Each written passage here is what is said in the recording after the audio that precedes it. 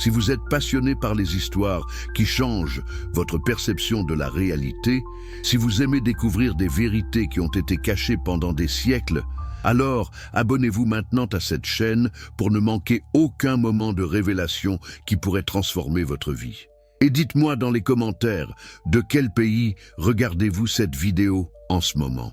À quelle heure précise êtes-vous en train de découvrir ce secret que l'humanité a gardé enfoui pendant plus de 2000 ans? Si vous regardez sur votre téléphone portable, appuyez sur ce petit bouton pour y perdre cette vidéo. Cela aide vraiment à faire découvrir cette histoire incroyable à plus de personnes qui cherchent la vérité. Amsterdam, une nuit froide de juillet 1666. Les chandelles tremblent dans la synagogue portugaise, projetant des ombres dansantes sur les visages graves des anciens. Un jeune homme de 23 ans se tient debout, son regard calme et pénétrant fixé sur les rabbins qui s'apprêtent à prononcer les mots les plus terribles qu'un juif puisse entendre. Baruch Spinoza savait que ce moment viendrait. Il l'avait anticipé, peut-être même souhaité dans un coin secret de son âme. Car comment pouvait-il continuer à vivre dans le mensonge, à accepter des vérités imposées par la tradition quand sa raison criait une réalité complètement différente? Les mots du décret d'excommunication résonnent comme des coups de marteau sur une pierre tombale. Que soit maudit de jour et maudit de nuit, maudit quand il se couche et maudit quand il se lève, maudit quand il sort et maudit quand il rentre, que le Seigneur ne lui pardonne jamais. Que la colère et le déplaisir du Seigneur s'enflamment contre cet homme et fassent descendre sur lui toutes les malédictions écrites dans le livre de la loi. Pourquoi un jeune homme brillant, issu d'une famille respectable de marchands portugais qui avait fui l'Inquisition pour trouver refuge dans la tolérance relative d'Amsterdam, méritait-il une telle condamnation? Qu'avait-il fait de si terrible, de si dangereux, pour que sa propre communauté le rejette avec une telle véhémence? Spinoza n'avait tué personne, n'avait volé personne, n'avait trahi personne au sens conventionnel. Son seul crime était d'avoir posé des questions simples en apparence, mais dévastatrices dans leurs implications. Si Dieu est parfait et infini, comment peut-il être séparé de sa création? Si Dieu est tout-puissant, comment quelque chose peut-il exister en dehors de lui? Si Dieu est la source de toute existence, comment peut-on dire qu'il existe au-dessus ou au-delà de la nature?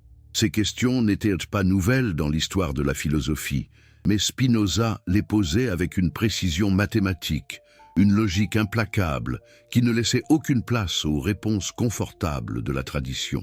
Il avait été élevé dans l'étude approfondie de la Torah, avait passé des années à analyser les textes sacrés, les commentaires des grands penseurs juifs comme Maïmonide. Mais plus il étudiait, plus il voyait des contradictions, des incohérences, des récits qui ne pouvaient pas tous être littéralement vrais s'ils étaient examinés avec honnêteté. Et cette honnêteté intellectuelle, cette fidélité absolue à la raison plutôt qu'à la tradition, allait devenir la marque de toute sa philosophie. Les anciens de la synagogue avaient essayé d'abord de raisonner avec lui, puis de le menacer, finalement de lui offrir une pension annuelle s'il acceptait simplement de garder le silence sur ses doutes. Pouvez-vous imaginer cela? Ils étaient prêts à le payer pour qu'il mente, pour qu'il fasse semblant de croire ce qu'il ne croyait pas. Mais Spinoza refusa, non par orgueil, non par désir de scandale, mais par une intégrité qui était aussi essentielle à sa nature que la respiration.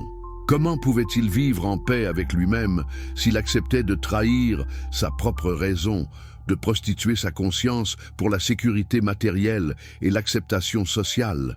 N'est-ce pas là le choix fondamental que chaque être humain doit faire à un moment ou un autre de sa vie? Accepter le confort du mensonge ou embrasser l'inconfort de la vérité? Après son excommunication, Spinoza aurait pu sombrer dans l'amertume, dans la rage contre l'injustice qu'il subissait. Au lieu de cela, il choisit la liberté. Il quitta Amsterdam et s'installa dans de petites villes hollandaises. D'abord Rijnsburg, puis Voorburg. Finalement, La Haye. Il gagna modestement sa vie en polissant des lentilles pour les lunettes et les microscopes. Un travail manuel qui lui permettait de rester indépendant tout en laissant son esprit libre pour la philosophie.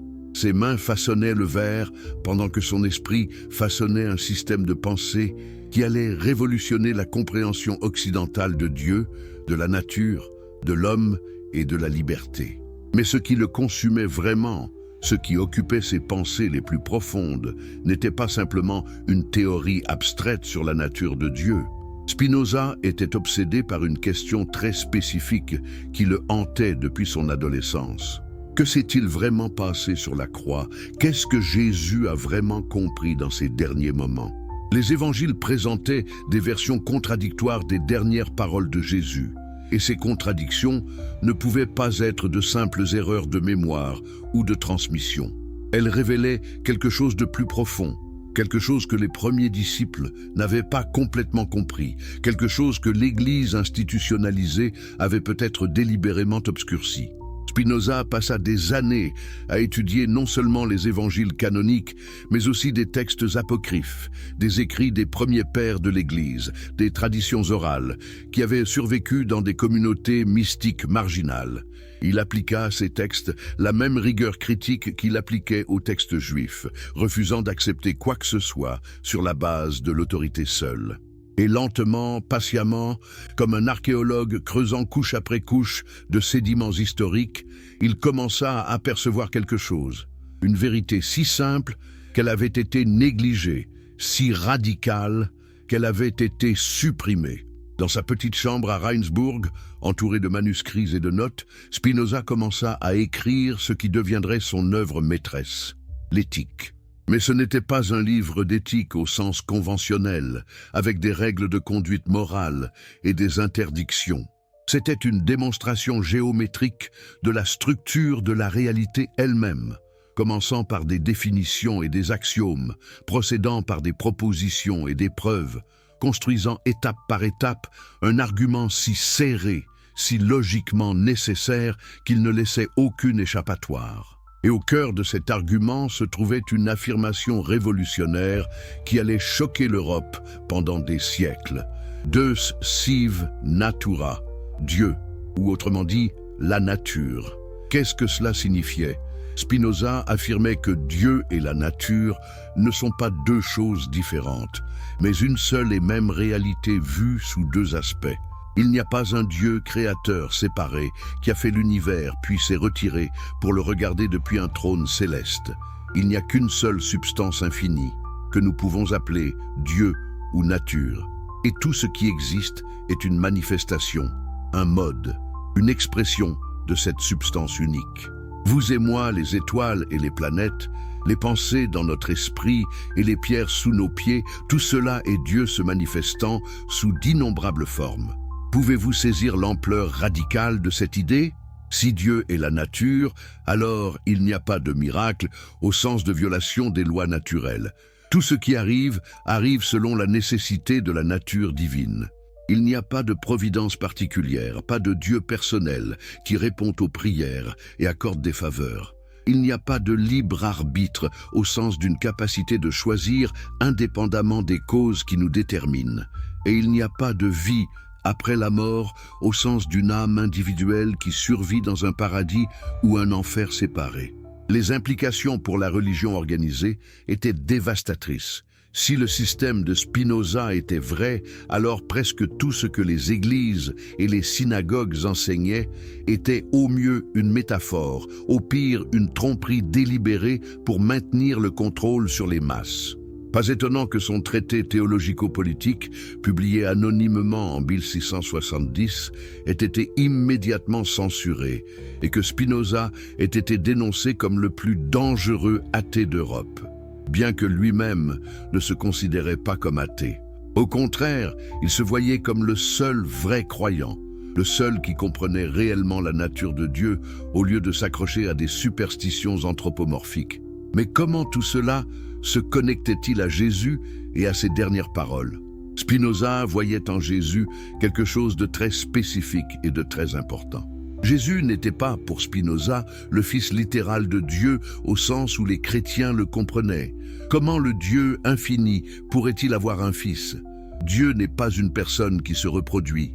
Mais Jésus était quelqu'un qui avait atteint une compréhension directe et intuitive de sa véritable nature comme expression du divin. Jésus avait réalisé ce que Spinoza tentait de démontrer philosophiquement, que la séparation entre l'homme et Dieu est une illusion, que nous sommes déjà et toujours des manifestations de la substance divine unique. Les évangiles, bien qu'écrits des décennies après les événements qu'ils décrivent et filtrés à travers les agendas théologiques de leurs auteurs, contenaient néanmoins des traces de cette compréhension révolutionnaire. Quand Jésus disait que le royaume de Dieu est en vous, quand il affirmait que le Père et lui étaient un, quand il enseignait que nous sommes tous enfants de Dieu, il ne parlait pas en métaphore poétique. Il décrivait une réalité métaphysique que la plupart de ses auditeurs ne pouvaient pas comprendre parce qu'ils étaient encore prisonniers de l'illusion de la séparation. Et c'est là que les dernières paroles de Jésus deviennent cruciales. Selon Matthieu et Marc, Jésus cria sur la croix « Élie, Élie, lama sabachthani » « Mon Dieu, pourquoi m'as-tu abandonné ?» Si vous prenez ces paroles au pied de la lettre, elles suggèrent un Jésus en désespoir, se sentant abandonné par Dieu dans son heure de plus grand besoin. Mais cela contredit tout ce que Jésus avait enseigné auparavant sur l'union avec le Père. Comment pourrait-il se sentir abandonné s'il comprenait vraiment qu'il était une expression de Dieu lui-même ? Spinoza vit dans ce cri non pas un désespoir authentique, mais une citation du psaume 22, un psaume qui commence par un cri de détresse, mais se termine par une affirmation de foi et de triomphe. Jésus citait l'Écriture, peut-être pour signaler à ceux qui avaient des oreilles pour entendre qu'ils devaient lire plus profondément. Luc présente une version très différente.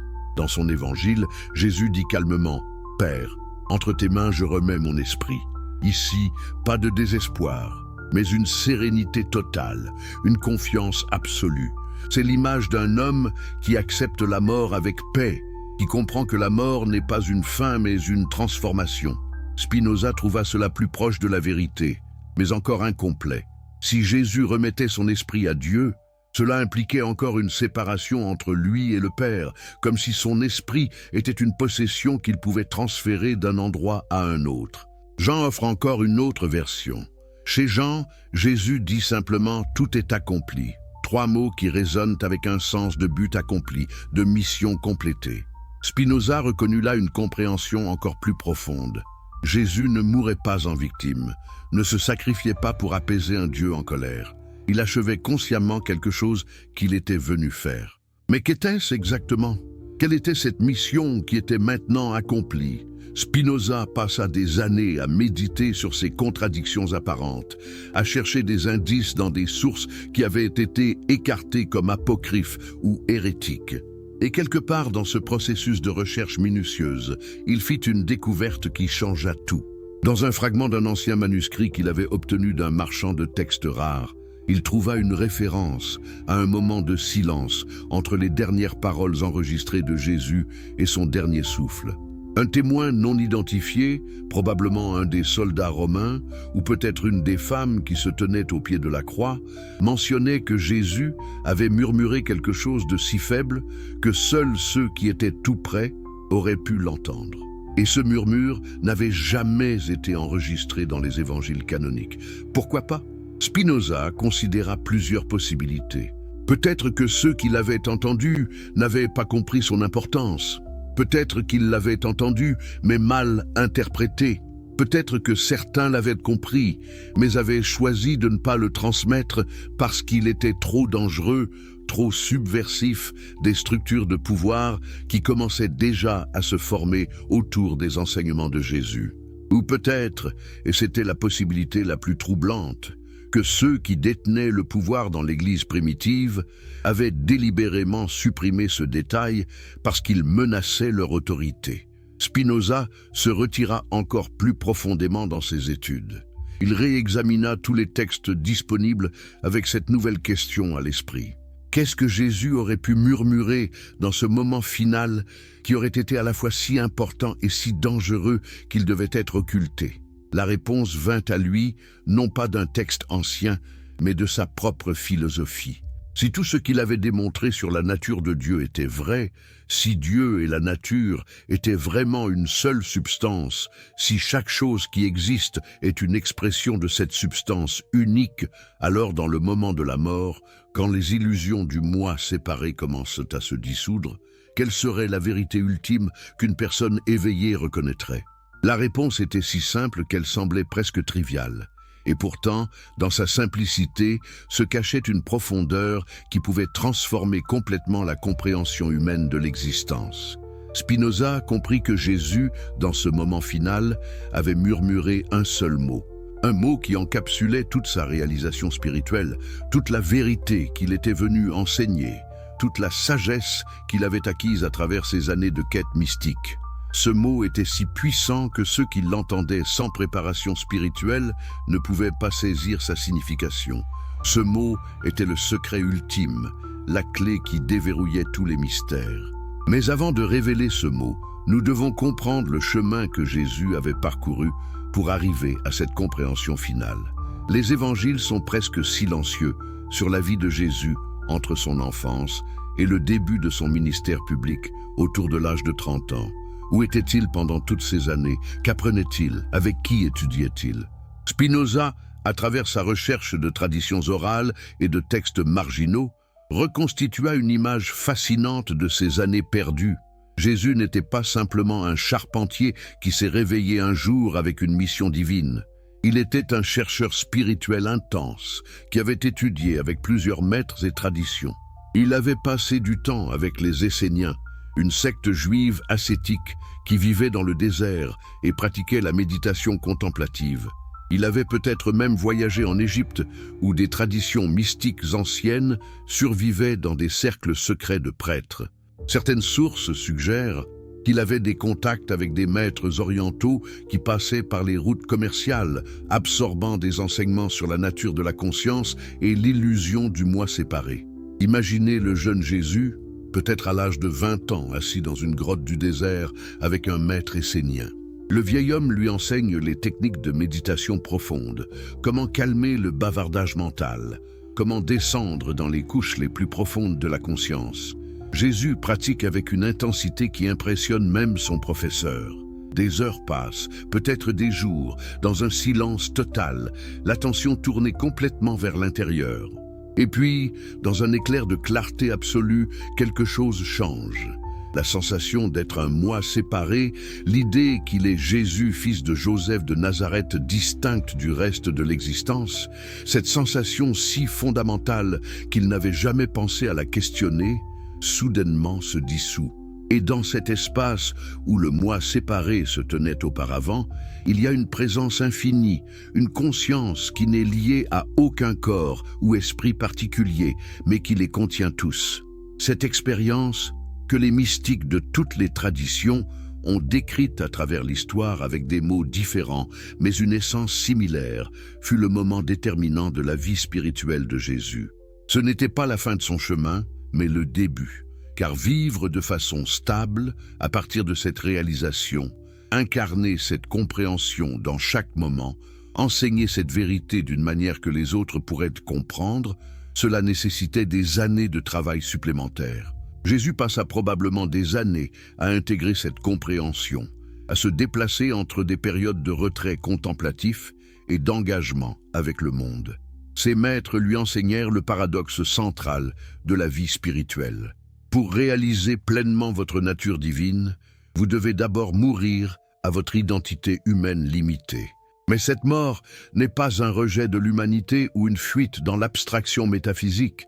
C'est une transformation dans laquelle l'humain devient transparent au divin, où votre personnalité individuelle devient un véhicule pour l'expression de quelque chose d'infiniment plus grand. Jésus comprit cela non pas intellectuellement, mais dans ses os, dans chaque cellule de son être. Et donc, quand il commença finalement son ministère public, il ne venait pas enseigner une nouvelle religion avec de nouveaux rituels et de nouvelles règles. Il venait pointer vers cette réalisation fondamentale que chaque être humain est déjà, au fond, une expression du divin. Le royaume de Dieu dont il parlait n'était pas un lieu futur après la mort, mais un état de conscience disponible ici et maintenant à quiconque avait des yeux pour voir. Quand il disait que le Père et lui étaient un, il ne revendiquait pas un statut unique et privilégié. Il décrivait une vérité disponible à tous, même si peu la réalisaient. Mais les gens ne comprenaient pas. Ils entendaient ces paroles et les interprétaient à travers leur cadre conceptuel existant. Ils le voyaient comme un prophète, un messie politique qui allait libérer Israël de l'occupation romaine, un faiseur de miracles qui pouvait résoudre leurs problèmes matériels. Même ses disciples les plus proches, même après des années de vie avec lui, ne saisissaient pas complètement ce qu'il enseignait. Ils étaient encore prisonniers de l'idée d'un Dieu séparé, d'un royaume futur, d'un salut qui viendrait de l'extérieur, plutôt que de la reconnaissance de ce qu'ils étaient déjà. Jésus le savait. Il savait que les mots ne pouvaient transmettre que jusqu'à un certain point cette réalisation qui devait être vécue directement. Et donc, il chercha un moyen de démontrer cette vérité d'une manière si puissante, si incontournable, que même ceux qui n'avaient pas eu l'expérience directe de l'unité avec le divin pourraient commencer à la comprendre. La croix devint ce véhicule de démonstration. Non pas parce que Dieu exigeait un sacrifice de sang pour pardonner les péchés, Spinoza rejetait cette théologie comme une projection primitive de la vengeance humaine sur le divin. Mais parce que dans la mort consciente et volontaire, Jésus pouvait montrer qu'il n'avait aucune peur, qu'il comprenait que la mort n'était pas une fin, mais une transformation, que son identité essentielle n'était pas liée à son corps physique. Quand Jésus marchait vers Jérusalem pour la dernière fois, il savait ce qui l'attendait. Il aurait pu fuir, se cacher, éviter l'arrestation. Mais il choisit délibérément de marcher dans le feu parce qu'il comprenait que ce moment serait son enseignement final et le plus important. Chaque étape de ce chemin était un acte de conscience totale. Le jardin de Gethsémani, où il pria et pleura. Ce n'était pas de la faiblesse, mais de l'humanité pleinement embrassée. Il ne niait pas la peur et la douleur de son corps et de son ego, mais il ne s'identifiait pas à elles non plus. Il les observait se lever et passer comme des vagues sur l'océan de sa conscience plus profonde. L'arrestation, le procès, les moqueries, les coups, tout cela il l'endurait avec une présence qui déconcertait ses bourreaux. Pilate sentait qu'il y avait quelque chose d'extraordinaire chez cet homme, qui refusait de se défendre, qui répondait aux questions avec des énigmes qui semblaient regarder à travers le voile des apparences vers quelque chose que Pilate ne pouvait pas voir. N'avez-vous pas remarqué ce détail étrange dans les évangiles? Pilate, le gouverneur romain dur et pragmatique, essayait réellement de sauver Jésus. Pourquoi? Qu'est-ce qu'il voyait chez cet homme qui le troublait si profondément? Et puis, la croix, les clous traversant la chair, le poids du corps tirant sur les membres, la lutte pour respirer, une mort lente et atroce conçue pour briser l'esprit autant que le corps. Pourtant, les témoins rapportent que Jésus gardait une lucidité remarquable. Il parlait aux criminels, crucifiés à côté de lui. Il s'occupait de sa mère, demandant au disciple Jean de prendre soin d'elle. Il priait pour ceux qui le crucifiaient. Comment un homme en train de mourir de cette façon horrible pourrait-il maintenir une telle présence, une telle compassion, une telle clarté? Spinoza comprit que c'était précisément parce que Jésus ne s'identifiait pas complètement avec le corps qui souffrait. Il ressentait la douleur, oui, il était pleinement humain, mais il la ressentait comme une expérience se produisant dans la conscience, pas comme une menace à son être essentiel. Son centre de gravité spirituelle était ancré dans cette réalisation profonde de l'unité avec le divin. Et à partir de cette ancre, il pouvait observer même sa propre mort physique avec équanimité. Les heures passèrent, le soleil traversait le ciel. Son corps s'affaiblissait progressivement, alors que la vie s'écoulait lentement. Et dans ces heures finales, alors que son attention se détachait de plus en plus du monde extérieur, Jésus descendait de plus en plus profondément dans la pure conscience. Les voix autour de la croix, les moqueries, les lamentations, tout cela s'estompait comme du bruit lointain. Il n'y avait plus que la conscience elle-même, vaste et sans limite, et la reconnaissance de plus en plus claire que cette conscience n'était pas la sienne personnellement, mais la conscience divine elle-même, se connaissant à travers cette forme particulière appelée Jésus. Et c'est alors, dans ce moment de clarté absolue, que la compréhension finale cristallisa. Tout le voyage, tous les enseignements, toutes les années de recherche et de pratique convergèrent en un seul point de reconnaissance totale. Il n'y avait jamais eu de séparation. Il n'y avait jamais eu un Jésus séparé, cherchant à s'unir avec Dieu. Il n'y avait que Dieu, la substance infinie unique, s'exprimant temporairement comme cette forme appelée Jésus, et maintenant se dissolvant de nouveau dans l'unité sans forme. Les évangiles enregistrent différentes dernières paroles parce que différents témoins ont entendu différentes choses à différents moments.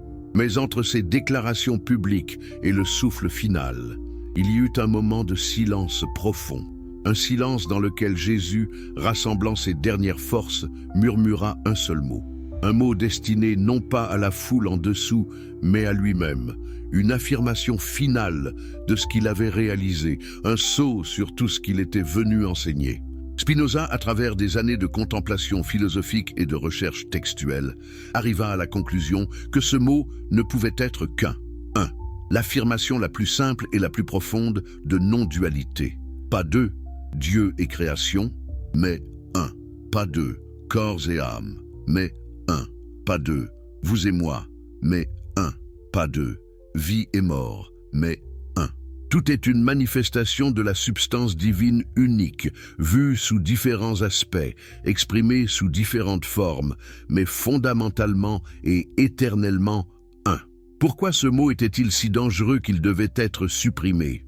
Parce que si les gens comprenaient vraiment que tout est un, que Dieu n'est pas une entité séparée, mais la nature même de la réalité, alors toute la structure du pouvoir religieux s'effondrerait.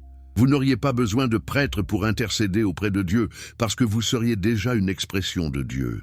Vous n'auriez pas besoin de rituels pour obtenir la faveur divine, parce qu'il n'y aurait aucune séparation à combler. Vous n'auriez pas besoin de croire en des doctrines spécifiques pour être sauvé, parce que vous ne seriez jamais vraiment perdu. L'Église primitive, alors qu'elle se consolidait en institution, avait besoin de maintenir l'idée de séparation.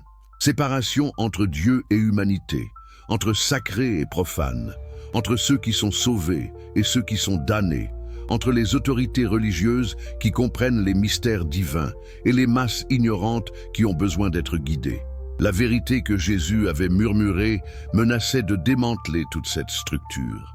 Et donc elle fut silencieusement écartée, oubliée, enterrée sous des siècles de dogmes et de doctrines. Mais Spinoza l'avait retrouvée, non pas comme une relique historique, mais comme une vérité vivante qu'il pouvait démontrer philosophiquement. Son éthique était essentiellement une démonstration élaborée de ce seul mot. Il partait de la définition de substance comme ce qui existe en soi et est conçu par soi. Et il montrait avec une rigueur mathématique que seule une substance peut exister, et que cette substance doit être infinie dans tous ses attributs. Tout ce qui existe est soit cette substance elle-même, soit un mode, une modification, une expression de cette substance. Il ne peut y avoir rien d'autre. Donc tout est un. Les implications étaient vertigineuses. Si tout est un, alors quand vous blessez quelqu'un d'autre, vous vous blessez vous-même au sens le plus littéral. Quand vous aimez quelqu'un d'autre, vous aimez une autre expression de la même réalité divine qui est votre propre essence la plus profonde. Vos pensées ne sont pas vraiment vôtres au sens d'être générées par un moi séparé et autonome. Ce sont des modes de l'attribut de pensée de Dieu. Votre corps n'est pas vraiment vôtre au sens d'une possession privée. C'est un mode de l'attribut détendu de Dieu. Cela signifie-t-il que vous n'existez pas en tant qu'individu? Oui et non. Vous existez, mais pas de la façon dont vous pensez exister. Vous êtes réel en tant que mode, en tant qu'expression particulière de la substance divine. Mais vous n'êtes pas une substance indépendante. Vous n'êtes pas fondamentalement séparé du reste de l'existence. C'est comme une vague dans l'océan. La vague est réelle. Elle a une forme distincte, elle monte et descend. Mais la vague n'est pas séparée de l'océan. c'est l'océan se manifestant temporairement sous cette forme particulière. Spinoza écrivit tout cela dans son Éthique, mais il savait que ce serait dangereux de le publier de son vivant. Le traité théologico-politique avait déjà provoqué un tollé massif et il était ouvertement attaqué comme athée et blasphémateur. Publier l'Éthique serait probablement signer son arrêt de mort. Et donc il circula en manuscrit parmi un cercle restreint d'amis de confiance attendant sa mort pour être publié au monde. Mais il y avait un passage dans l'Éthique, un passage particulièrement dangereux, que même ses amis les plus proches le supplièrent de retirer ou au moins d'obscurcir davantage. C'était le passage où Spinoza révélait explicitement sa conclusion sur la dernière parole de Jésus et expliquait comment cette parole contenait toute la vérité de son système philosophique. Spinoza écrivit et réécrivit ce passage 17 fois, essayant de trouver les mots qui pourraient transmettre cette vérité explosive sans provoquer une réaction violente immédiate. Dans sa version finale, Spinoza choisit de présenter cela sous une forme codée, utilisant un langage philosophique abstrait que seuls ceux qui avaient déjà une certaine compréhension spirituelle pourraient déchiffrer. Mais il inclut également un avertissement.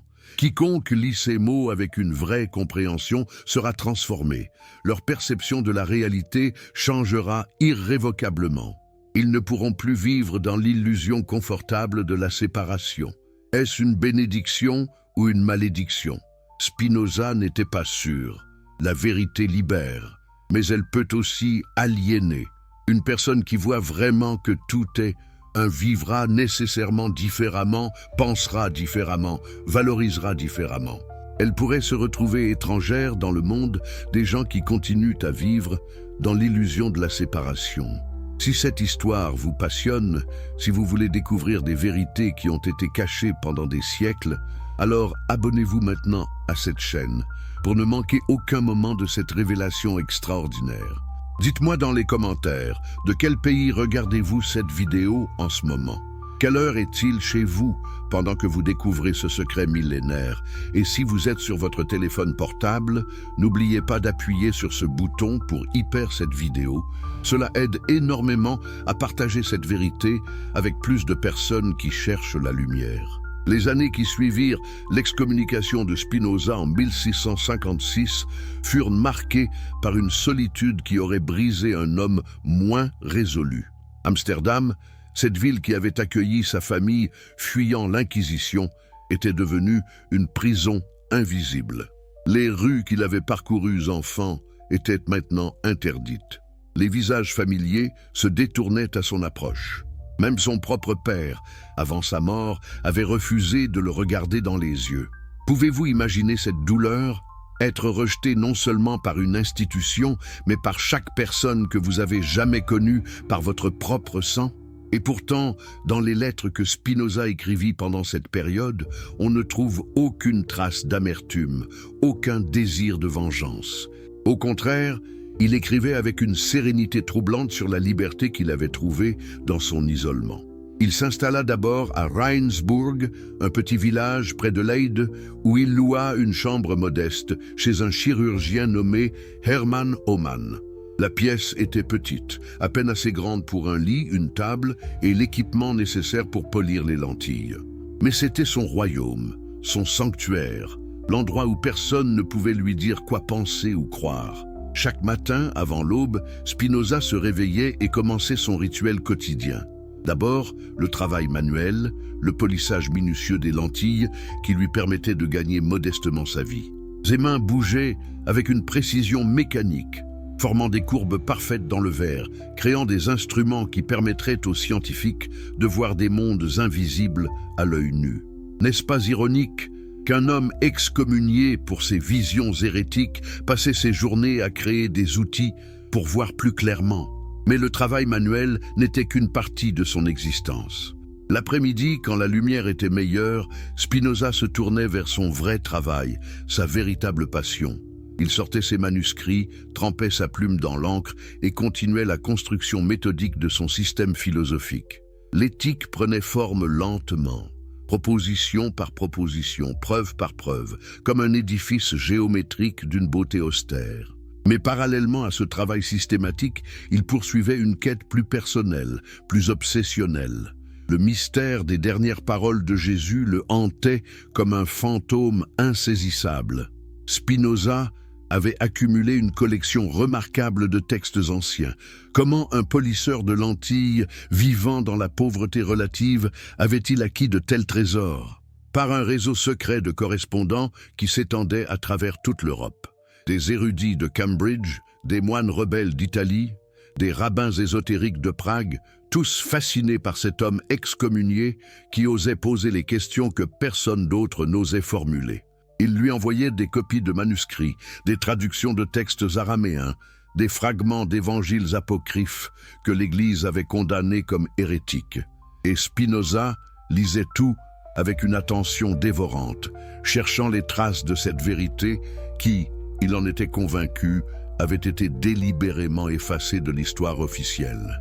Un soir de l'hiver 1661, alors que la neige tombait doucement dehors et que la chandelle sur sa table vacillait dans un courant d'air, Spinoza fit une découverte qui accéléra son cœur d'une manière qui ne lui était pas familière. Un marchand de manuscrits de Constantinople lui avait envoyé un fragment d'un texte qu'il identifiait seulement comme les témoignages des femmes. Le parchemin était ancien, peut-être du IIe siècle, écrit en grec avec des influences araméennes. L'écriture était presque illisible par endroits, tachée et décolorée par le temps. Mais ce que Spinoza pouvait déchiffrer le fit trembler. Le texte prétendait être le témoignage de Marie de Magdala, raconté à un scribe non identifié plusieurs années après la crucifixion. Et dans ce témoignage, il y avait un détail que Spinoza n'avait jamais vu dans aucun autre texte. Marie décrivait les derniers moments sur la croix avec une précision troublante. Elle se tenait assez près pour voir le visage de Jésus, pour observer chaque changement dans son expression. Elle décrivait comment, après avoir prononcé les mots que Jean avait enregistrés, tout est accompli, Jésus était tombé dans un silence profond. Ses yeux étaient encore ouverts, mais son regard semblait tourné vers l'intérieur, comme s'il voyait quelque chose que personne d'autre ne pouvait percevoir. Et puis, selon Marie, dans ce silence, quelque chose d'extraordinaire s'était produit. Son visage, qui avait été contracté par la douleur, s'était soudainement détendu. Une expression de paix absolue, presque de joie, avait traversé ses traits. Et ses lèvres avaient bougé, formant un seul mot qu'elle avait à peine entendu, si faible que même ceux qui se tenaient à côté d'elle l'avaient manqué. Marie écrivait qu'elle avait passé des années à essayer de comprendre ce qu'elle avait entendu, que ce mot l'avait hanté, qu'elle savait qu'il contenait quelque chose d'important, mais qu'elle ne pouvait pas saisir sa pleine signification. Mais le fragment s'arrêtait là. La partie du manuscrit qui aurait révélé le mot lui-même était manquante, arrachée ou décomposée par le temps. Spinoza fixa le parchemin pendant des heures, comme si la force de son regard pouvait faire apparaître les mots manquants. Était-ce une coïncidence que précisément cette partie du texte était perdue, ou quelqu'un, à un moment dans les siècles passés, avait-il délibérément retiré cette information? Et si Marie de Magdala avait vraiment entendu un dernier mot, un murmure final que les évangiles canoniques n'avaient pas enregistré, qu'est-ce que cela pouvait être? Cette nuit-là, Spinoza ne dormit pas. Il marchait dans sa petite chambre, son esprit tournant et retournant le problème sous tous les angles. Il repensait à tout ce qu'il avait démontré philosophiquement sur la nature de Dieu et de la réalité. Il considérait les enseignements de Jésus tels qu'ils étaient rapportés dans les évangiles.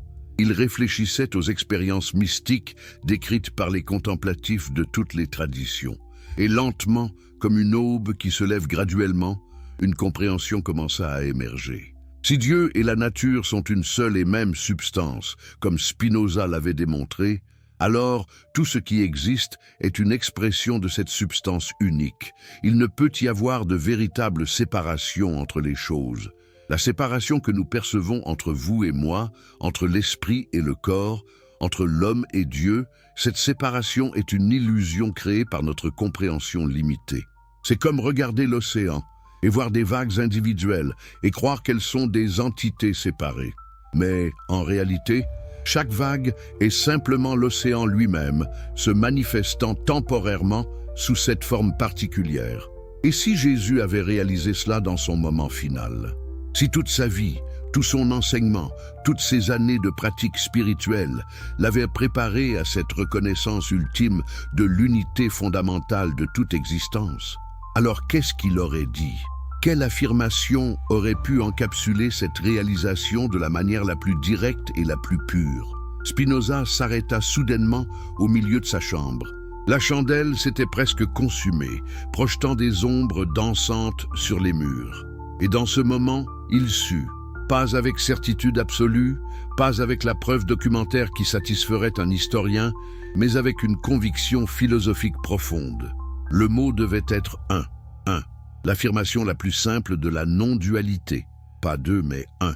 Tout est manifestation de la substance unique. Vous n'êtes pas séparés de Dieu car il n'y a rien qui puisse être séparé de Dieu. Dieu est tout ce qui existe, vu sous l'aspect de l'éternité et de l'infinité. Chaque pensée que vous pensez est Dieu pensant à travers vous. Chaque battement de votre cœur est Dieu se manifestant comme ce processus biologique particulier. Il n'y a jamais eu de séparation. Il ne peut jamais y avoir de séparation, parce que la séparation elle-même est une impossibilité logique quand il n'existe qu'une seule substance.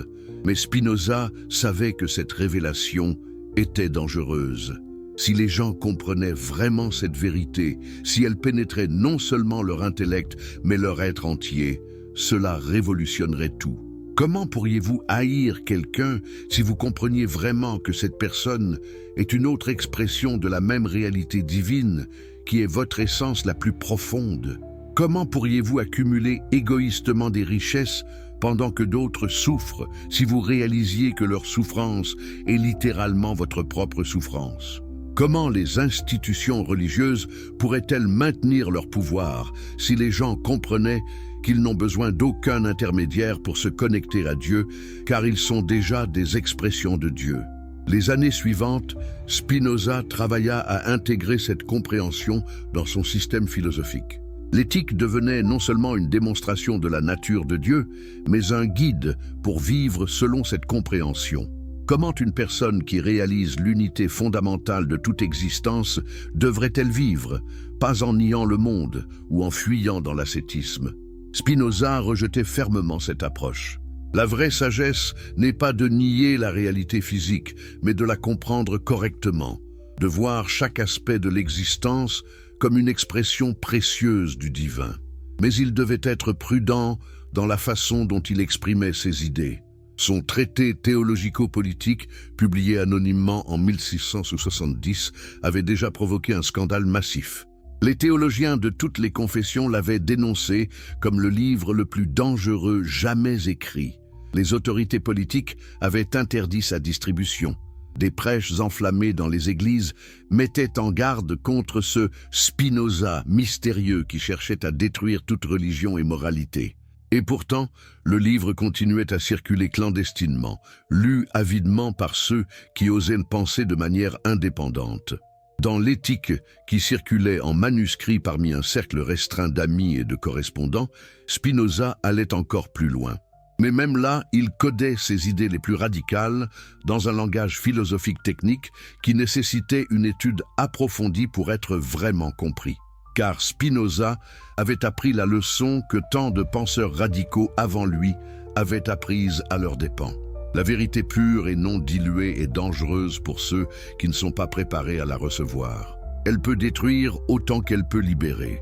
Parmi ses correspondants se trouvait un jeune homme nommé Samuel, un marchand d'Amsterdam qui s'était intéressé à la philosophie après avoir lu le traité théologico-politique. Samuel était fasciné par les idées de Spinoza, mais aussi troublé par elles. Il écrivait lettre après lettre, posant des questions, soulevant des objections, demandant des clarifications. Et Spinoza, qui normalement était avare de son temps et sélectif dans ses correspondances, répondait patiemment à chacune de ses lettres. Pourquoi? Parce qu'il voyait dans Samuel quelque chose de rare, une sincérité authentique, une vraie volonté de suivre la vérité où qu'elle mène. En 1573, Spinoza écrivit à Samuel une lettre qui ne ressemblait à aucune autre dans sa vaste correspondance. Dans cette lettre, il révélait pour la première fois sa conclusion sur les dernières paroles de Jésus. Mais il incluait également un avertissement sévère. Si vous lisez ce qui suit et le comprenez vraiment, votre vie ne sera plus jamais la même. Vous ne pourrez plus vous reposer dans les certitudes confortables que la société offre. Vous serez comme quelqu'un qui s'est réveillé d'un rêve et ne peut plus retourner au sommeil.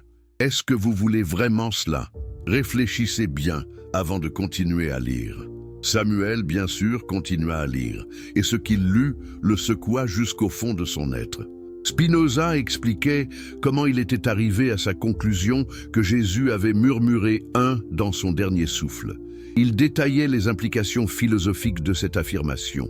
Il décrivait comment vivre selon cette compréhension transformerait non seulement la pensée d'une personne, mais son expérience entière de la réalité. Et puis, dans un post-scriptum ajouté presque comme une réflexion après coup, Spinoza écrivait quelque chose qui hantrait Samuel pour le reste de ses jours. J'ai écrit 17 versions de ce passage avant d'arriver à celle que je vous envoie maintenant. Dans chaque version précédente, j'ai essayé de trouver les mots qui pourraient transmettre cette vérité sans la diluer, mais aussi sans la rendre si explosive qu'elle détruirait plutôt que d'illuminer. Je ne suis pas certain d'avoir réussi, mais je sais que cette vérité doit être transmise, même si elle est dangereuse, même si elle dérange, même si elle révolutionne. Car une humanité qui vit dans l'illusion de la séparation créera toujours de la souffrance. Seule la reconnaissance de l'unité fondamentale peut apporter une paix durable. Samuel lut et relut la lettre. Au début, les mots semblaient clairs, mais leur signification lui échappait. C'était comme regarder un puzzle dont toutes les pièces étaient visibles, mais dont le motif global restait insaisissable. Il retourna aux démonstrations de Spinoza dans l'Éthique, étudia les propositions sur la nature de la substance, médita sur les preuves de l'unité de Dieu et de la nature, et lentement, sur des semaines et des mois, quelque chose en lui commença à changer.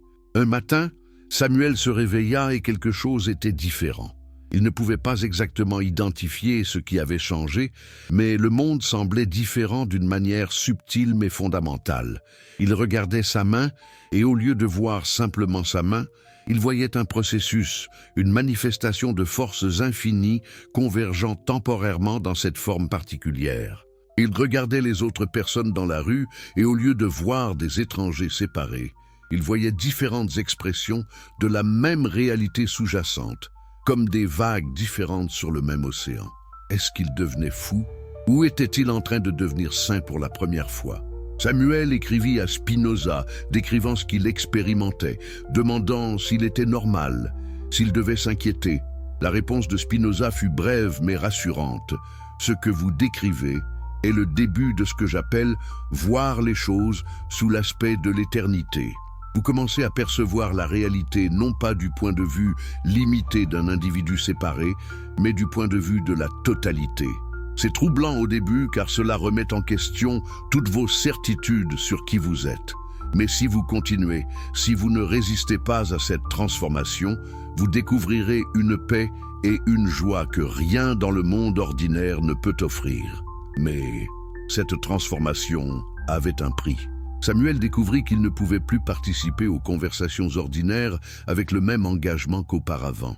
Quand ses amis marchands discutaient de profits et de pertes, de qui avait gagné et qui avait perdu dans telle transaction commerciale, cela lui semblait étrangement vide, comme des enfants jouant à un jeu qu'ils prennent trop au sérieux.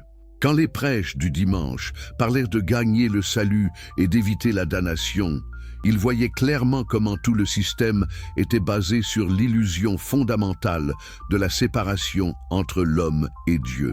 Et cette clarté le rendait solitaire d'une manière qu'il n'avait jamais expérimentée auparavant.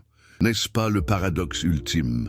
Que la compréhension de l'unité fondamentale de toute existence peut vous rendre solitaire parmi ceux qui continuent à vivre dans l'illusion de la séparation. Samuel se demandait souvent s'il aurait dû lire cette lettre de Spinoza, s'il aurait été plus heureux dans l'ignorance confortable. Mais chaque fois que cette pensée surgissait, il savait que c'était son ancien moi qui parlait, le moi qui voulait la sécurité et le confort plutôt que la vérité. Et il savait que même s'il le pouvait, il ne retournerait jamais en arrière. Pendant ce temps, Spinoza continuait son travail dans un isolement croissant. Sa santé, jamais robuste, se détériorait progressivement. Les années de polissage de lentilles avaient rempli ses poumons de poussière de verre fine. Il toussait constamment, crachait parfois du sang. Ses amis le suppliaient de ralentir, de prendre soin de lui-même. Mais Spinoza savait que son temps était limité et il avait encore tant à écrire, tant à clarifier, tant à transmettre. En 1675, l'éthique était essentiellement complète. Spinoza fit des arrangements pour la publier, mais quand ses amis à Amsterdam essayèrent de trouver un éditeur, ils furent confrontés à un mur de refus. Personne n'osait publier un livre de l'infâme Spinoza, surtout un livre qui, selon les rumeurs, allait encore plus loin que le traité théologico-politique dans sa critique de la religion traditionnelle. Les autorités avaient fait savoir que tout éditeur qui publierait le livre serait sévèrement puni. Spinoza décida de reporter la publication, de garder le manuscrit en sécurité pour qu'il puisse être publié après sa mort. Mais il y avait une partie de l'éthique qui le troublait particulièrement.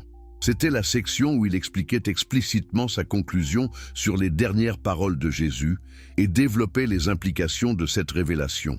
Même dans le cercle restreint de ses amis les plus proches, certains le suppliaient de retirer cette section ou au moins de l'obscurcir davantage. « C'est trop dangereux », ils argumentaient. « Même après votre mort, même dans un siècle futur plus tolérant, ces mots provoqueront une rage qui pourrait mener à la destruction non seulement du livre, mais de tous vos écrits. » Spinoza écouta leurs arguments. Il comprenait leur peur, et une partie de lui se demandait s'il n'avait pas raison. Était-il égoïste de sa part d'insister pour que cette vérité soit révélée si cela pouvait mettre en danger le reste de son travail philosophique? Mais une autre partie de lui, la partie qui avait refusé le pot de vin de la synagogue pour son silence, la partie qui avait choisi l'excommunication plutôt que l'hypocrisie, cette partie savait qu'il ne pouvait pas se taire. La vérité devait être dite, quelles que soient les conséquences. Et donc Spinoza fit un compromis. Il écrivit la section sur les dernières paroles de Jésus de 17 manières différentes, chacune progressivement plus claire, mais aussi plus explosive. Il garda toutes les versions dans ses papiers, avec des notes indiquant que ses exécuteurs testamentaires devraient décider laquelle, le cas échéant, devrait être incluse dans la version publiée. De cette façon, il transmettait la responsabilité, permettant à d'autres de faire le jugement sur ce que le monde était prêt à entendre. Mais il écrivit également un avertissement, un texte qui devrait accompagner quelle que soit la version finalement publiée. Dans cet avertissement, il expliquait que ces mots n'étaient pas simplement une information historique sur ce que Jésus pourrait avoir dit. C'était une clé qui pouvait déverrouiller une transformation de la conscience. Quiconque lit ces mots avec une vraie compréhension, écrivait Spinoza, trouvera sa perception de la réalité irréversiblement changée. Vous ne pourrez plus vivre dans l'illusion confortable de la séparation. Vous verrez à travers le voile des apparences vers l'unité fondamentale de toute existence. Ceci est à la fois la plus grande bénédiction et le plus grand fardeau que je puisse offrir. Était-ce de l'arrogance de la part de Spinoza de faire une telle affirmation ? Pensait-il vraiment que ces mots avaient un pouvoir mystique pour transformer la conscience? Ou comprenait-il quelque chose de plus subtil, que les vérités profondes ne sont pas simplement des informations à stocker dans la mémoire, mais des graines qui, plantées dans un esprit réceptif, peuvent germer et croître, et finalement transformer complètement le terrain de la conscience elle-même? L'hiver de 1677 fut particulièrement rigoureux. La toux de Spinoza s'aggravait. Il avait du mal à respirer, surtout la nuit. Il savait que la fin approchait. Ses amis venaient le visiter, assis à côté de son lit, parlant de philosophie et de mathématiques, essayant de le distraire de sa souffrance physique. Spinoza les rassurait avec un sourire calme. « La mort n'est qu'une transition, disait-il. Ce qui est éternel en moi ne peut pas mourir, car il n'a jamais vraiment vécu au sens ordinaire. c'est simplement la substance infinie elle-même, Dieu ou la nature, temporairement exprimée comme cette forme particulière appelée Baruch. Le 21 février 1677, Spinoza mourut dans sa chambre à La Haye. Il avait seulement 44 ans. Ses derniers mots, rapportés par ceux qui étaient présents, étaient simples et prosaïques, des instructions sur où trouver certains papiers, un message d'adieu à un ami absent. Mais ceux qui le connaissaient bien se demandaient. Dans ce dernier moment, quand il glissait de la conscience vers l'inconscience, vers cette dissolution finale de la forme individuelle, qu'est-ce que Spinoza avait vraiment expérimenté? Avait-il trouvé la confirmation de tout ce qu'il avait philosophiquement démontré? Avait-il, comme il croyait que Jésus l'avait fait, murmuré un dans une reconnaissance finale de l'unité absolue? Ses amis, les exécuteurs de son testament, se réunirent pour examiner ses papiers. Ils trouvèrent le manuscrit complet de l'éthique, prêt pour la publication. Ils trouvèrent les 17 versions de la section sur les dernières paroles de Jésus. Ils lurent l'avertissement de Spinoza et ils débattirent pendant des jours. Quelle version devait-il publier? Devait-il en publier une du tout? Le monde était-il prêt pour cette vérité? Finalement, ils prirent une décision. Ils publieraient l'éthique, mais ils omettraient complètement la section sur les dernières paroles de Jésus. C'était trop explosif, trop dangereux, trop susceptible de provoquer une réaction qui pourrait mettre en danger tout le reste de l'héritage philosophique de Spinoza. Les 17 versions furent cachées, dispersées parmi différents gardiens, avec l'instruction qu'elles seraient transmises secrètement à travers les générations jusqu'à ce qu'un temps vienne où elles pourraient être révélées en toute sécurité. Et donc l'éthique fut publiée à la fin de 1677 sous le titre Opera Postuma, les œuvres posthumes. Immédiatement, elle provoqua exactement le genre de scandale que les amis de Spinoza avaient craint. Les théologiens la dénoncèrent comme athée. Les autorités civiles l'interdirent. Mais malgré, ou peut-être à cause de ces interdictions, le livre circula largement, lu avidement par ceux qui osaient défier l'autorité et penser par eux-mêmes. Au fil des années et des décennies, l'influence de Spinoza grandit. Des philosophes comme Leibniz, bien qu'ils le critiquaient publiquement par peur de l'association, empruntaient secrètement ses idées.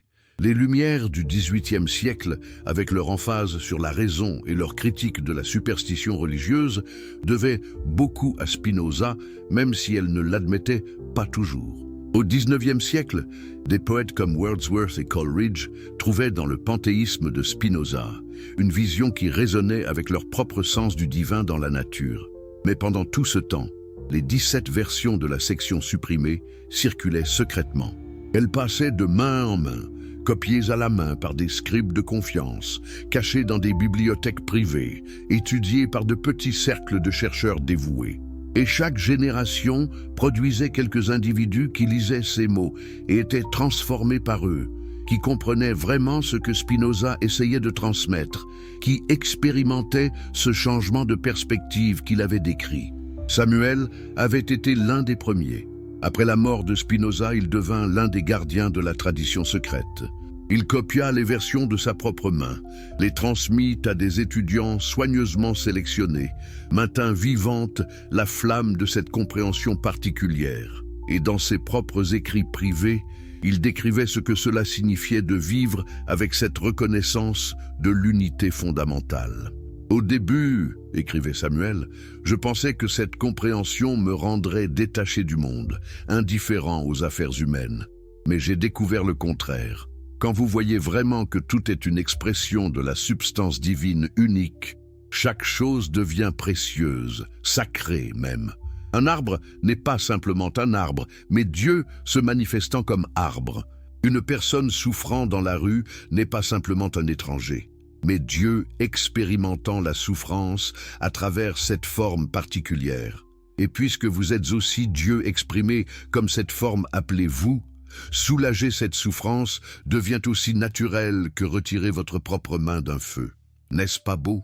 Cette reconnaissance que la non-dualité ne mène pas à l'apathie, mais à la compassion la plus profonde possible.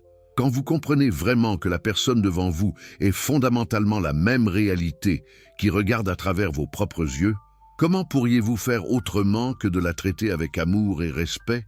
Mais Samuel décrivait également les défis. « Les gens me regardent comme si j'étais étrange », écrivait-il. « Je ne peux plus participer à leur jeu de supériorité et d'infériorité, de gagnants et de perdants. Quand ils parlent de nous contre eux, je vois seulement différentes expressions de la même unité fondamentale jouant des rôles temporaires. Quand ils parlent de mort comme d'une tragédie à craindre, je vois une transformation naturelle, pas plus tragique que l'hiver suivant l'automne. Cela me rend solitaire, oui, mais c'est une solitude qui contient plus de paix que toute la compagnie sociale que j'avais auparavant. Les siècles passèrent, la révolution scientifique transforma la compréhension humaine du monde physique. La révolution démocratique transforma les structures politiques. Mais la question fondamentale que Spinoza avait posée restait pertinente. Quelle est la nature de la réalité? Sommes-nous vraiment des individus séparés dans un univers indifférent ou sommes-nous des expressions d'une unité plus profonde? Au XXe siècle, des physiciens quantiques commencèrent à découvrir des choses qui ressemblaient étrangement à ce que Spinoza avait philosophiquement démontré 300 ans plus tôt. L'idée qu'il existe des entités séparées et indépendantes était remise en question par les phénomènes d'intrication et de non-localité. Einstein lui-même, bien qu'inconfortable avec les implications, admit que la physique moderne pointait vers une interconnexion fondamentale de toute existence. Certains scientifiques commencèrent à étudier Spinoza avec un intérêt renouvelé, voyant dans sa philosophie une anticipation remarquable de découvertes modernes. Et que dire des 17 versions? Elles continuèrent leur voyage secret à travers le temps. À certains moments de l'histoire, elles faillirent être perdues complètement. Durant les guerres et les révolutions, des bibliothèques brûlèrent, des manuscrits furent détruits. Mais toujours quelqu'un quelque part avait fait une copie, caché un texte, préservé cette connaissance dangereuse pour les générations futures. Au XXIe siècle, une de ces copies fut finalement découverte par un érudit dans un grenier à Amsterdam, la même ville où Spinoza avait été excommunié 4 siècles plus tôt. L'ironie était presque trop parfaite pour être accidentelle. L'érudit, un marchand nommé par coïncidence Samuel comme le premier gardien, lut les 17 versions avec un émerveillement croissant. Il comprit immédiatement pourquoi elles avaient été supprimées, pourquoi elles avaient circulé secrètement pendant si longtemps. Ce Samuel moderne se retrouva face au même choix que les exécuteurs testamentaires de Spinoza avaient affronté. Devait-il publier ces textes? Le monde moderne, avec sa science avancée et sa tolérance supposée, était-il prêt pour cette vérité? Ou provoquerait-elle encore la même réaction hostile, peut-être même pire, parce que remettant en question non seulement les croyances religieuses, mais les présuppositions fondamentales de la société matérialiste moderne, Samuel réfléchit profondément. Il consulta des amis de confiance. Il médita sur la question pendant des mois. Et finalement, il décida. Le temps était venu. L'humanité avait atteint un point où la vieille illusion de séparation créait tellement de souffrances, tellement de conflits, tellement de destruction environnementale, qu'une nouvelle compréhension était désespérément nécessaire. Si les mots de Spinoza pouvaient aider ne serait-ce que quelques personnes à voir à travers l'illusion, à reconnaître l'unité fondamentale, alors le risque valait la peine. Mais comment partager cette information? Une publication académique dans une revue philosophique obscure n'atteindrait qu'une poignée d'érudits. Un livre populaire serait probablement ignoré ou mal compris.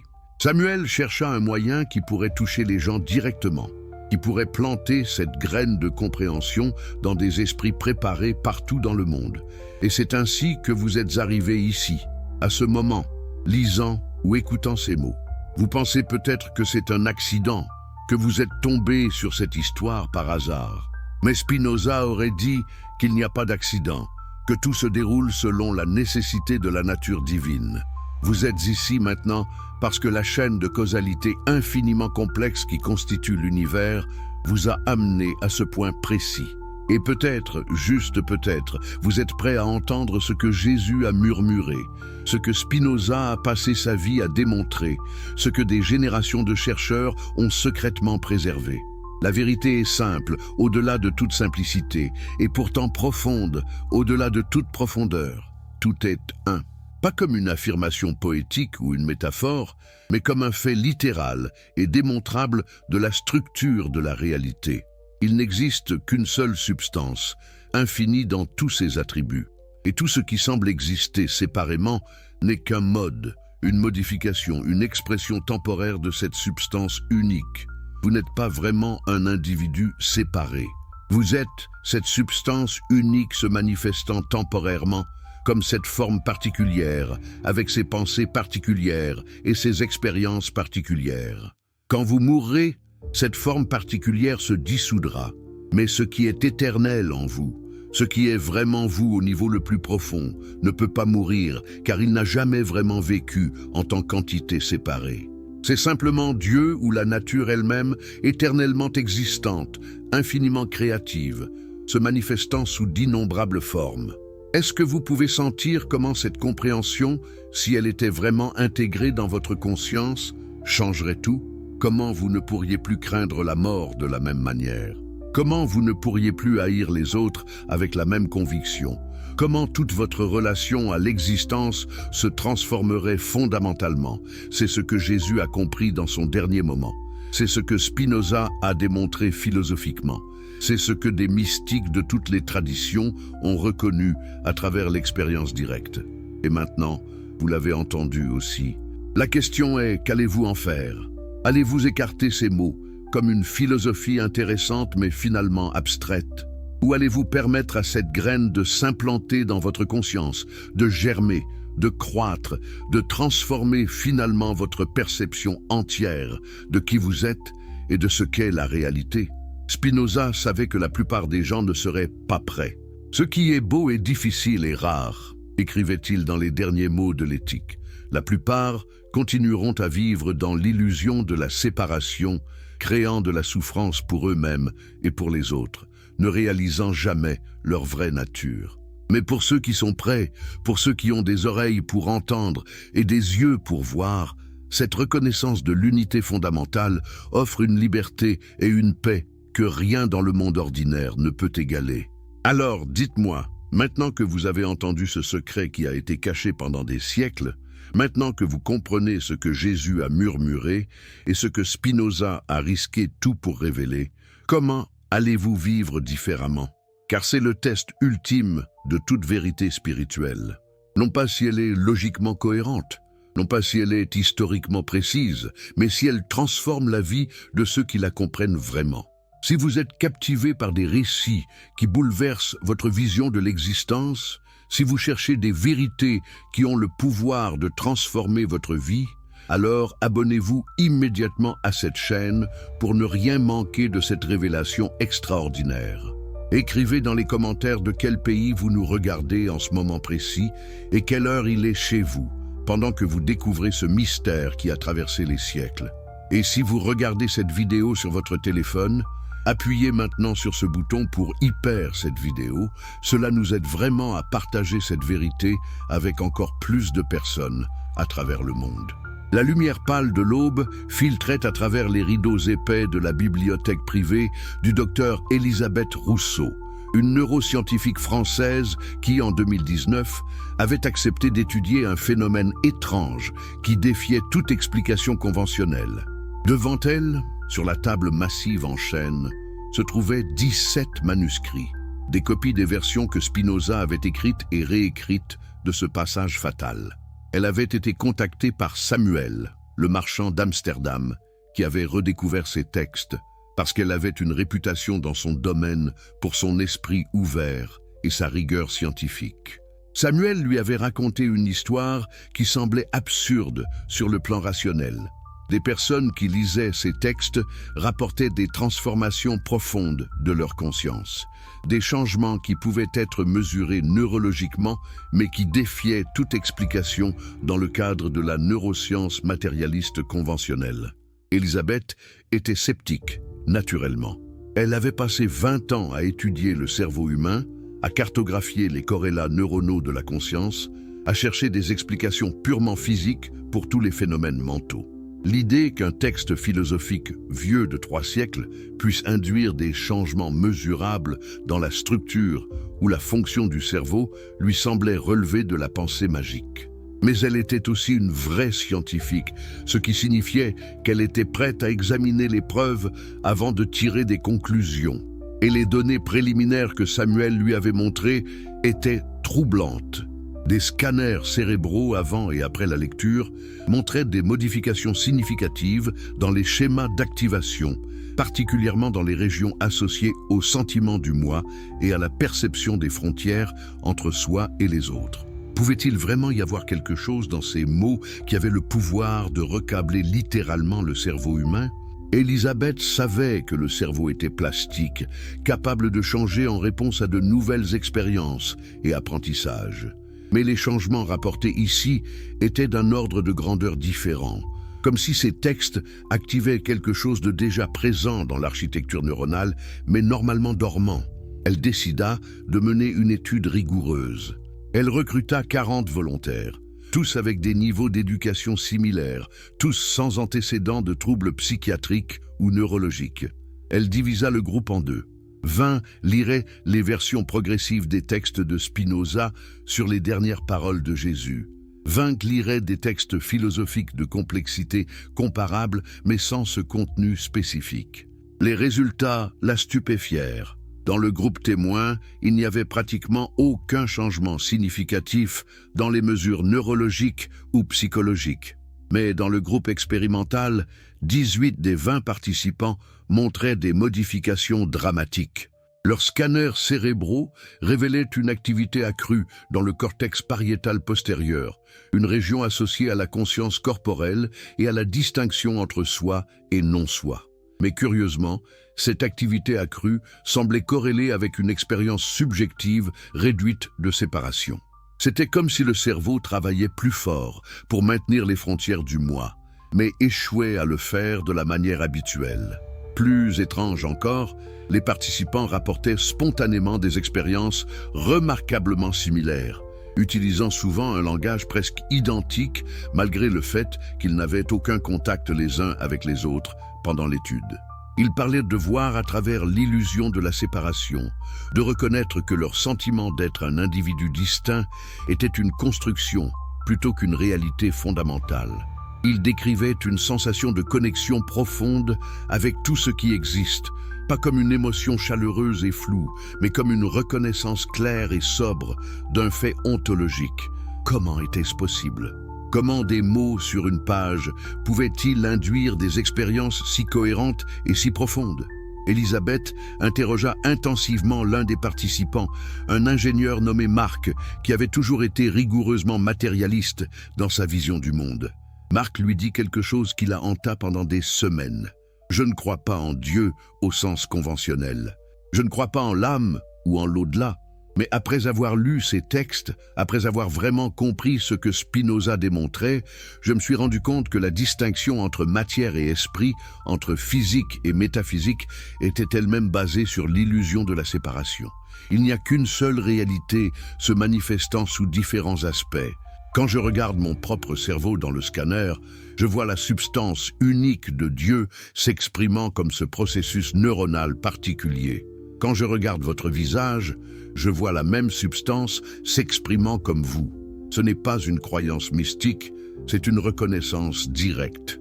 N'était-ce pas exactement ce que Spinoza avait prédit, que la compréhension de son système philosophique ne serait pas simplement un exercice intellectuel, mais une transformation de la conscience elle-même?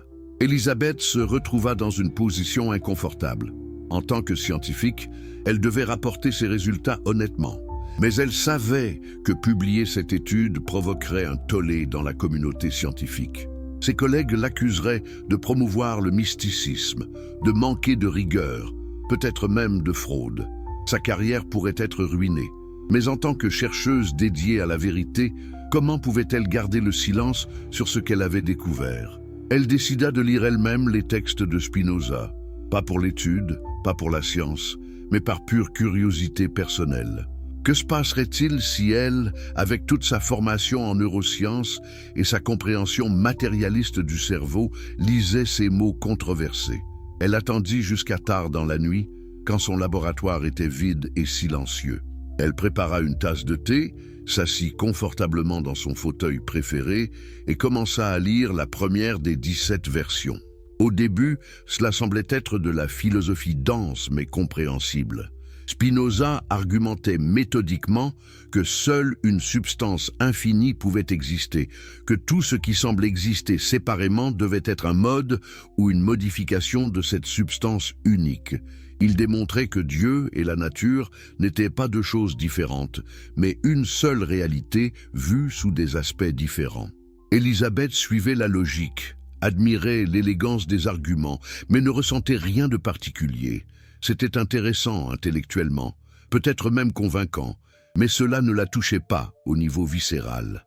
Elle continua à lire, passant à la deuxième version, puis à la troisième. Spinoza devenait progressivement plus explicite, développant les implications de son système métaphysique pour la compréhension de l'identité humaine et de la conscience. Si tout est une substance, alors qu'est-ce que cela signifie d'être vous? Votre sentiment d'être un moi séparé, distinct du reste de l'existence, d'où vient-il? Spinoza suggérait que c'était une perspective limitée, mais pas entièrement fausse, comme une vague qui se sent temporairement distincte de l'océan, mais qui est néanmoins composée de la même eau. Quelque chose commençait à remuer dans la conscience d'Élisabeth. Ce n'était pas encore une transformation complète, mais une sensation subtile d'instabilité dans ce qu'elle avait toujours tenu pour évident. Elle avait toujours supposé que sa conscience était produite par son cerveau, que Élisabeth était le résultat de processus neuronaux dans son crâne. Mais Spinoza proposait quelque chose de radicalement différent. La conscience n'était pas produite par le cerveau. Le cerveau et la conscience étaient deux aspects de la même chose. Deux façons de percevoir la même modification de la substance unique. Votre expérience subjective et les processus objectifs dans votre cerveau n'étaient pas cause et effet, mais parallèles comme les deux faces d'une même pièce. Élisabeth passa à la 4e version, puis à la 5e. Elle perdait la notion du temps. L'aube approchait à l'extérieur, mais elle ne le remarquait pas. Elle était complètement absorbée par les arguments de Spinoza, qui devenaient de plus en plus précis, de plus en plus dirigés vers une conclusion spécifique. Et puis elle arriva à la 7e version, celle où Spinoza révélait explicitement sa conclusion sur ce que Jésus avait murmuré dans son dernier souffle. Spinoza écrivait que Jésus, dans ce moment final, avait atteint une clarté totale sur sa véritable nature. Toute sa vie, tous ses enseignements, toutes ses pratiques spirituelles l'avaient préparé à cette reconnaissance ultime. Il n'était pas un individu séparé de Dieu cherchant à se réunir avec le divin. Il était, et avait toujours été, une expression du divin lui-même. La séparation n'avait jamais été réelle, seulement apparente. Et dans cette reconnaissance, toute peur de la mort se dissolvait. Car qu'est-ce qui mourait vraiment? Seulement la forme temporaire, la manifestation particulière. Ce qui était éternel en lui, sa vraie nature comme mode de la substance infinie, ne pouvait pas mourir, car cela n'avait jamais vraiment vécu en tant qu'entité séparée. Et le mot que Jésus avait murmuré, le son qui encapsulait toute cette réalisation, 1. La déclaration la plus simple de la non-dualité. Pas deux, Dieu et création, mais un. Pas deux, corps et âme, mais un. Pas deux, vie et mort, mais un. Tout est manifestation de la substance unique, infinie, éternelle, que Spinoza appelait Dieu ou nature. Quelque chose se brisa dans la conscience d'Élisabeth à cet instant. Ce n'était pas dramatique, pas accompagné de lumière céleste ou de voix mystique. C'était plutôt comme si une tension qu'elle avait portée toute sa vie, une tension si constante qu'elle ne l'avait jamais remarquée, se relâchait soudainement. Le sentiment d'être Élisabeth, d'être une entité séparée, défendant son territoire dans un univers indifférent, ce sentiment qui avait semblé si fondamental, si incontestable, était soudainement révélé comme une construction, une perspective limitée plutôt qu'une réalité absolue. Elle regarda autour de sa bibliothèque familière et tout semblait à la fois exactement pareil et complètement différent. Les livres sur les étagères, le fauteuil dans lequel elle était assise, ses propres mains tenant le manuscrit, tout cela était la substance unique se manifestant sous différentes formes. Il n'y avait pas de frontières réelles, pas de séparation fondamentale. C'était tout un processus continu et infini se déployant selon sa propre nature nécessaire. Les larmes coulaient sur son visage, mais elle ne pleurait pas de tristesse. C'était quelque chose d'autre, une libération profonde, comme si elle avait porté un poids énorme, sans le savoir, et qu'il avait soudainement été enlevé. Elle comprenait maintenant pourquoi les participants à son étude avaient tous rapporté des expériences si similaires. Ce n'était pas une suggestion, ce n'était pas un placebo. C'était que les mots de Spinoza pointaient vers quelque chose de réel, quelque chose qui pouvait être directement reconnu une fois que les obstacles conceptuels étaient enlevés. Mais avec cette reconnaissance venait aussi une question troublante. Si cette compréhension était si libératrice, si elle dissolvait tant de souffrances inutiles basées sur l'illusion de la séparation, pourquoi n'était-elle pas plus largement connue? Pourquoi avait-elle été supprimée pendant des siècles? Élisabeth commençait à comprendre.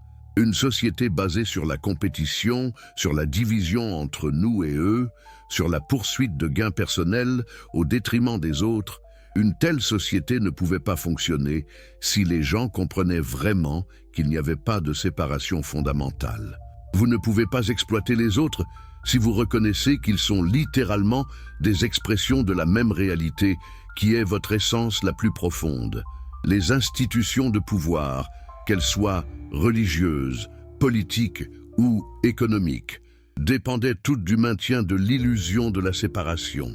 Les religions organisées avaient besoin que vous vous sentiez séparés de Dieu pour que vous ayez besoin de leur service d'intercession. Les structures politiques avaient besoin que vous vous identifiez à votre nation ou votre groupe ethnique en opposition à d'autres pour maintenir le contrôle. Le système économique avait besoin que vous vous sentiez en compétition avec les autres pour des ressources limitées. Si les gens comprenaient vraiment qu'ils étaient tous des expressions de la même substance infinie, tous ces systèmes de contrôle s'effondreraient. Est-ce pour cela que Spinoza avait été si violemment rejeté de son vivant? Est-ce pour cela que ses idées avaient été supprimées et déformées? Pas parce qu'elles étaient fausses, mais précisément parce qu'elles étaient vraies. Élisabeth se leva et marcha vers la fenêtre. Le soleil se levait sur Paris, illuminant les toits et les rues. Combien de personnes dans cette ville, dans ce monde, vivaient dans l'illusion de la séparation, créant de la souffrance pour elles-mêmes et pour les autres parce qu'elles ne comprenaient pas leur vraie nature? Et qu'arriverait-il si cette compréhension se répandait largement? Serait-ce le chaos, comme les gardiens du secret avaient toujours craint? Ou serait-ce le début d'une transformation profonde de la conscience humaine collective? Elle savait maintenant qu'elle devait publier son étude, quelles qu'en soient les conséquences pour sa carrière. La vérité devait être partagée, même si elle était dérangeante, même si elle menaçait les structures établies. N'était-ce pas exactement le choix que Spinoza avait fait quand il avait refusé de garder le silence en échange de sécurité matérielle? N'était-ce pas le choix que Jésus avait fait quand il avait marché vers Jérusalem, sachant ce qui l'attendait? Dans les mois qui suivirent, Élisabeth publia ses résultats dans une revue neuroscientifique prestigieuse. Comme elle l'avait prévu, la réaction fut explosive. Des collègues l'accusèrent de manquer de rigueur scientifique. Des critiques affirmèrent que ses résultats devaient être dus à des erreurs méthodologiques ou même à la fraude. Mais d'autres, particulièrement les plus jeunes chercheurs moins investis dans les paradigmes établis, étaient intrigués. Ils commencèrent à répliquer son étude dans leur propre laboratoire. Et progressivement, les résultats confirmèrent ce qu'Élisabeth avait trouvé. Il y avait quelque chose dans ces textes de Spinoza qui avait un effet mesurable et reproductible sur la conscience humaine. Pendant ce temps, Samuel continuait son travail de diffusion des 17 versions. Il avait créé un site web où les textes pouvaient être téléchargés gratuitement, traduits en douzaines de langues. Il savait que cela provoquerait une réaction hostile de la part de ceux qui voulaient garder cette connaissance secrète.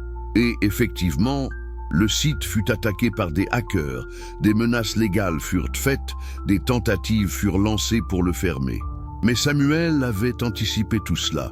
Il avait créé des miroirs du site sur des serveurs dans différents pays, avait distribué les fichiers via des réseaux peer-to-peer, avait assuré que cette information ne pourrait plus jamais être complètement supprimée. Des millions de personnes à travers le monde téléchargèrent les textes.